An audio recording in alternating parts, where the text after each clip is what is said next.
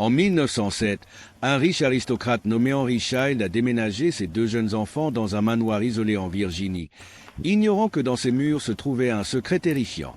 Mais lorsque la porte du couloir sud interdit a été verrouillée et que ses enfants ont commencé à entendre d'étranges chuchotements dans la nuit, une question demeurait. Que cachait-il et pourquoi leur avait-il interdit de s'en approcher? Restez à l'écoute pour découvrir la sombre vérité qui hante ce manoir. C'était en 1907 et les rues chargées de brouillard de Royal Leamington Spa, en Angleterre, étaient encore sous le choc des échos de l'ère industrielle. Henry Child, un homme riche, de stature et aux yeux hantés, avait décidé qu'il était temps de tout laisser derrière lui. Sa femme était décédée des années plus tôt, une mort qui semblait drainer la lumière de son âme.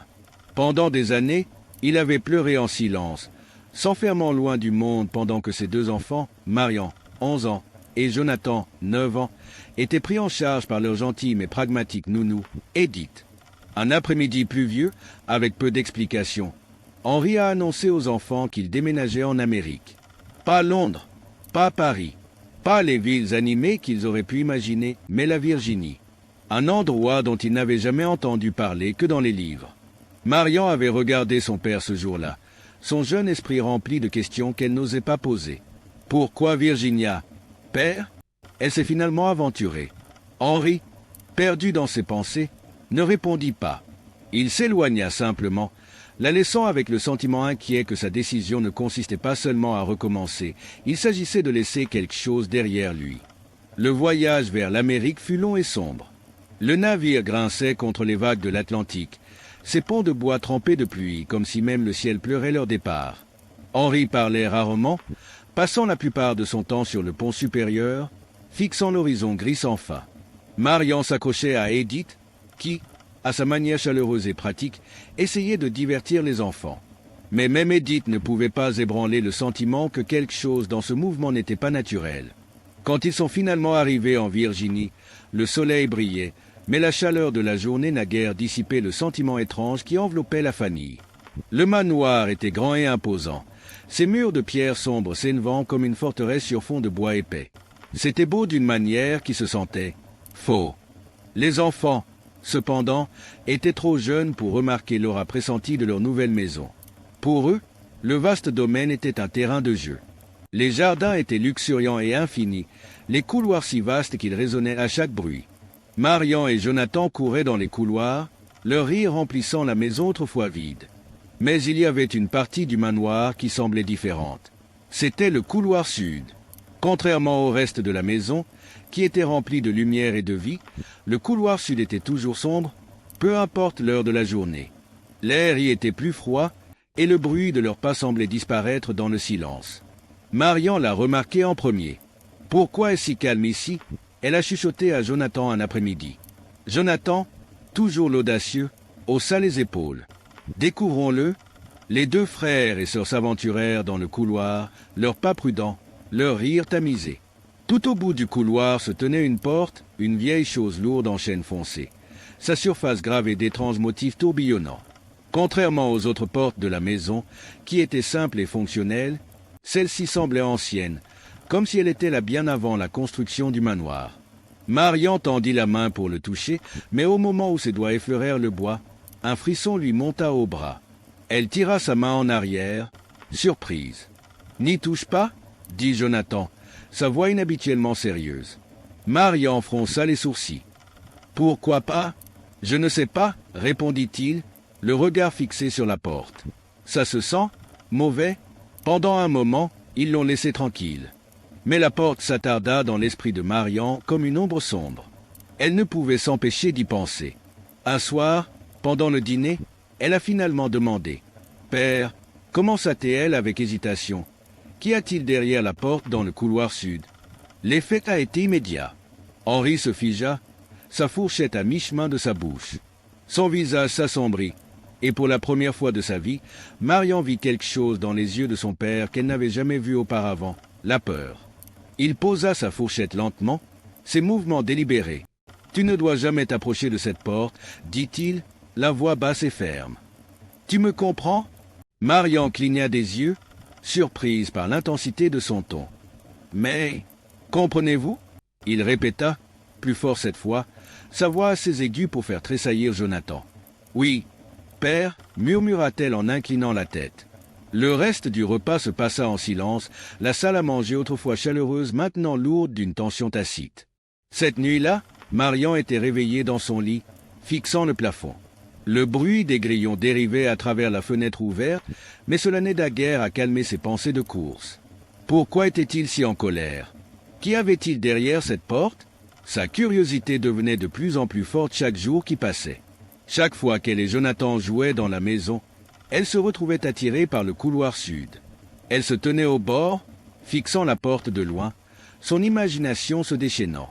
Qu'est-ce qui pourrait être derrière? Un trésor? Une chambre secrète? Quelque chose de dangereux? Les mots de son père résonnaient dans son esprit. Tu ne dois jamais t'approcher de cette porte. Mais plus elle y pensait, moins elle pouvait résister. Quelque chose à propos de cette porte ne l'a pas seulement effrayée, cela l'a appelée. Les jours passèrent, mais la porte du couloir sud semblait hanter Marian. Ce n'était plus seulement une barrière physique, c'était devenu une partie de ses pensées. Chaque fois qu'elle traversait la maison en courant, elle ne pouvait s'empêcher de jeter un coup d'œil vers elle, ses yeux attirés par la mystérieuse porte en chêne au bout du couloir sombre. La maison était pleine d'échos, mais celui-ci se sentait différent, comme si une partie de celui-ci retenait son souffle, attendant que quelque chose se passe. Mais Henri avait été clair, il ne devait pas s'approcher de cette porte. Ne pas poser de questions. Ne pas s'interroger sur ce qu'il y avait derrière. Marian avait toujours été une enfant curieuse, mais maintenant, cette curiosité avait commencé à la ronger comme un murmure constant au fond de son esprit. Qu'y avait-il de si dangereux dans cette porte? Elle ne pouvait pas se débarrasser du sentiment que son père cachait quelque chose de terrible. Puis, un soir, tout a changé. Il était tard, bien plus tard que Marian ne restait habituellement éveillée. Le vent hurlait à l'extérieur du manoir, faisant claquer les vieilles fenêtres. La maison était sombre, à l'exception de la faible lueur d'une lanterne au loin.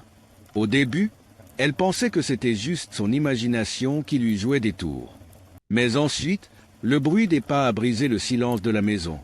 Marian se figea, son cœur battant dans sa poitrine. Les pas étaient lents, délibérés comme quelqu'un qui essayait de se taire mais échouait. Sa première pensée fut que c'était son père. Mais pourquoi se promènerait-il à cette heure, surtout après tout ce qu'il avait dit sur le fait de rester à l'écart du couloir sud? Elle se glissa hors de son lit, faisant attention de ne pas réveiller Jonathan, et se rembourra tranquillement dans le couloir pieds nus. Alors qu'elle s'approchait du coin, elle vit un scintillement de lumière venant de dessous la porte du couloir sud. Son souffle se prit dans sa gorge. C'était lui. Ça devait l'être. Les pas lourds, la lanterne, tout correspondait. Mais alors qu'elle se rapprochait, un frisson la parcourut. L'air était plus froid maintenant, comme si le manoir lui-même exhalait quelque chose de sombre, quelque chose qui n'appartenait pas. La main de Marian plana au-dessus de la poignée de porte, mais elle la retira tout aussi rapidement. On lui avait dit de ne jamais s'approcher de cette porte. La question brûlait à nouveau dans son esprit. Qu'y avait-il de si dangereux dans cette pièce? Sa curiosité l'emporta, et d'une profonde inspiration, elle poussa la porte juste une fissure. Il suffisait de voir son père debout au milieu de la pièce, lui tournant le dos. Il marmonnait quelque chose dans sa respiration, des mots qui n'avaient aucun sens. Mais ensuite, elle a entendu une voix profonde et gutturale qui n'était pas celle d'Henri. Les poils sur la nuque de Marian se dressèrent. Elle ne pouvait pas voir d'où venait la voix, mais c'était indubitable. Dio propter parietement mortem. Le sang de Marian s'est refroidi. Elle avait été scolarisée en latin et elle savait exactement ce que signifiait cette phrase. Tu te précipites vers la mort. Ses jambes se sont affaiblies et son souffle s'est coincé dans sa gorge. À qui parlait-il? Ça ne pouvait pas être son père. Ce n'était pas sa voix. C'était autre chose, quelque chose d'anormal. Marian sentit une sueur froide jaillir sur son front. Elle resta figée, son cœur battant dans sa poitrine, alors que la voix continuait, un murmure bas qui semblait résonner à travers les murs mêmes du manoir. Qui était dans cette pièce avec lui? Elle devait le découvrir.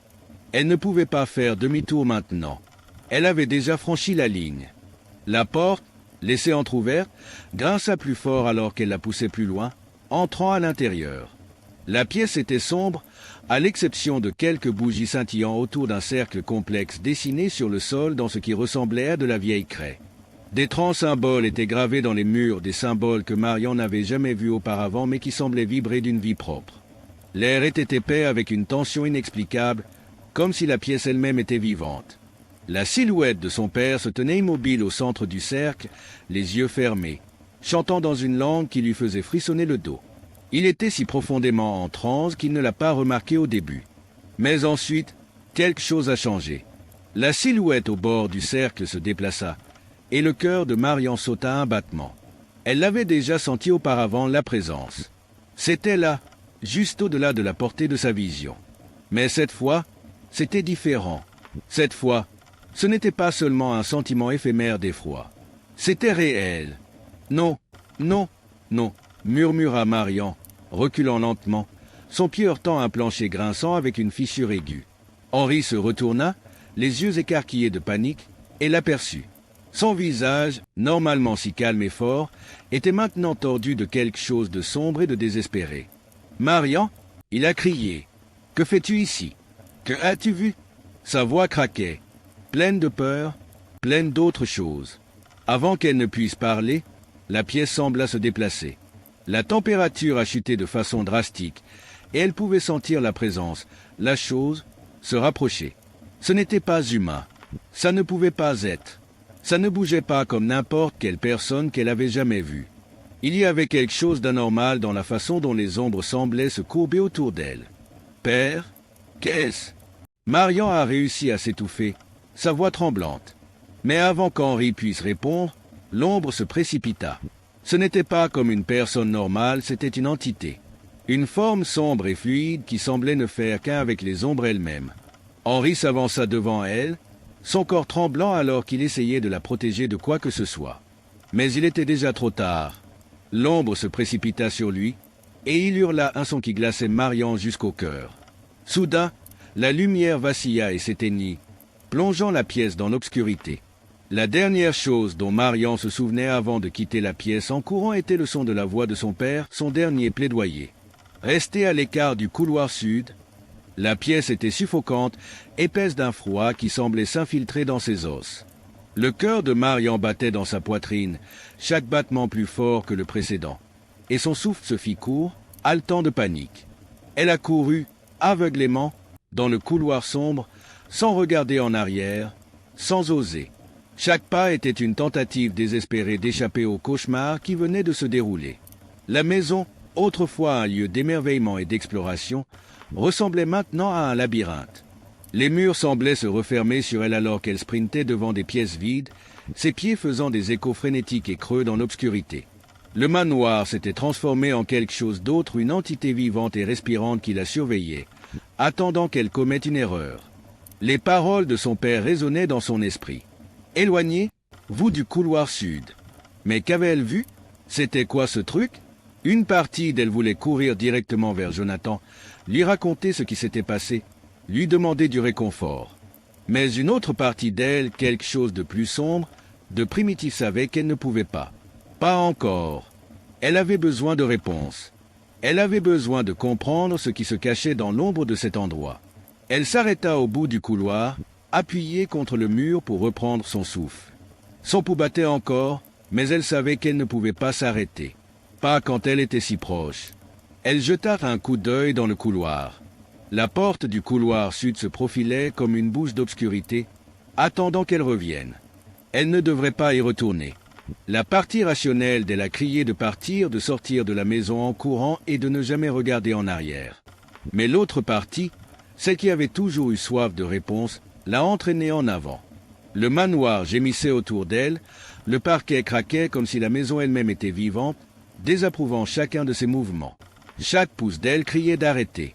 Mais elle ne l'a pas fait. Alors qu'elle s'approchait de la porte, l'air devenait plus lourd.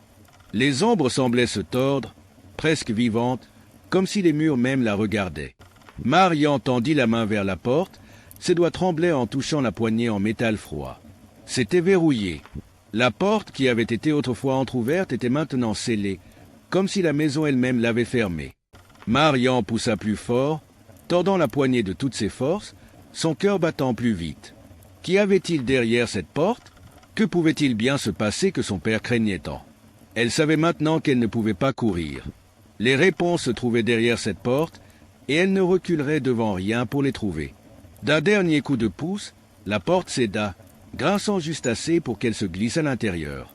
La pièce était différente maintenant, plus sombre, plus froide et remplie d'un silence oppressant.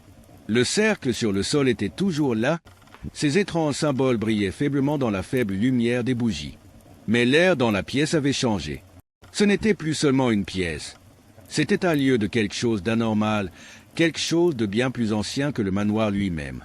Puis elle l'a vu, lui. Henri, son père. Il était agenouillé au centre du cercle, mais cette fois, il ne chantait pas. Il était silencieux, les yeux écarquillés et sans cligner des yeux, regardant droit devant lui comme s'il n'était plus conscient du monde qui l'entourait. Son visage, autrefois vibrant, était pâle, dessiné, presque sans vie. L'homme qu'elle avait connu était parti. L'obscurité qui l'avait consumé s'infiltrait maintenant dans les murs mêmes de la pièce. Marian ne pouvait plus respirer. Les ombres se tordaient et s'enroulaient comme des serpents autour de lui, l'étouffant. Il y avait quelque chose, faux. Et puis, comme s'il sentait sa présence, il parla. Sa voix était douce, mais ce n'était pas la sienne. C'était un murmure, un grognement bas qui lui donnait des frissons dans le dos. Cela a déjà commencé. Marian recula, reculant, mais ses pieds étaient lourds, comme si le sol sous elle s'était transformé en boue. Qu'est-ce qui a commencé? Elle voulait crier, mais les mots lui restèrent dans la gorge. Elle était paralysée, incapable de bouger. Du coin de la pièce, les ombres ont commencé à remuer. Lentement, une forme a commencé à prendre forme, une grande silhouette décharnée. Sa peau pâle et presque translucide, ses yeux creux vides. Ce n'était pas humain, même pas proche. C'était quelque chose d'ancien, quelque chose qui attendait ce moment. Sa bouche s'ouvrit, et un sifflement bas emplit l'air. L'esprit de Marian s'emballa. Elle avait déjà vu cette chose, n'est-ce pas? Dans les murs, dans les coins de la maison. Il avait toujours été là, tapi dans l'obscurité, observant, attendant quelque chose. Mais quoi? Qu'est-ce que ça voulait avec son père?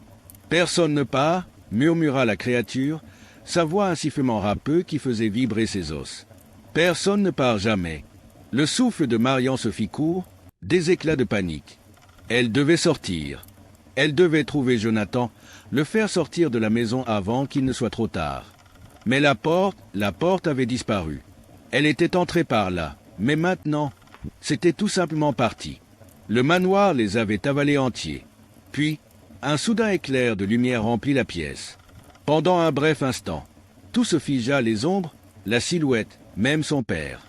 La lumière était aveuglante et Marian protégeait ses yeux. Mais elle pouvait encore entendre les sifflements, les voix chuchotantes, la chose qui n'était pas humaine. C'était comme si la maison se battait pour les garder à l'intérieur.